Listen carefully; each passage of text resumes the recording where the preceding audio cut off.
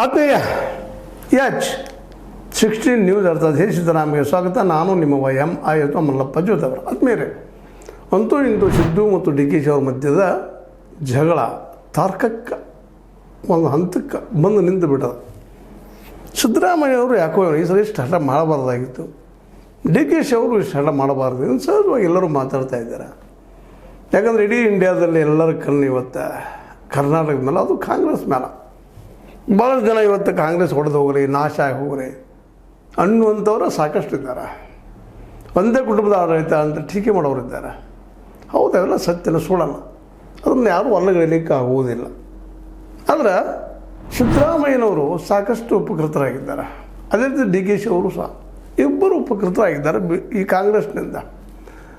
ಯಾಕಂದರೆ ಯಾವುದೋ ಮೂಲೆಯಲ್ಲಿ ತಳಿ ಹೋಗಿಬಿಟ್ಟಿರೋದು ದೇವೇಗೌಡರು ಅವರನ್ನು ಹಿಂದೆ ಮಾಡಿಕೊಂಡು ಹೋರಾಟ ಮಾಡಿ ಸ್ವಂತ ಪಕ್ಷ ಮಾಡಿಕೊಂಡು ಗೆದ್ದ ಅಧಿಕಾರ ಹಿಡಿದು ಸಿದ್ದರಾಮಯ್ಯವ್ರಿಗೆ ಭಾಳಷ್ಟು ಕಷ್ಟದ ಕೆಲಸ ಇತ್ತು. ಅದು ಸಿದ್ದರಾಮಯ್ಯರವ್ರು ಎಂದೂ ಮರಿಬಾರದು ಅದನ್ನು. ಯಾಕಪ್ಪ ಅಂತಂದ್ರೆ ಯಾವ ಪಕ್ಷದಿಂದ ಇವತ್ತು ಒಂದು ದೊಡ್ಡ ರಾಷ್ಟ್ರ ಮಟ್ಟದಲ್ಲಿ ಬೆಳೆದಿದ್ದಾರೆ, ಒಂದು ರಾಜ್ಯದ ಮುಖ್ಯಮಂತ್ರಿ ಆಗಿದ್ದಾರೆ. ಅವ್ರನ್ನ ಅಂಥ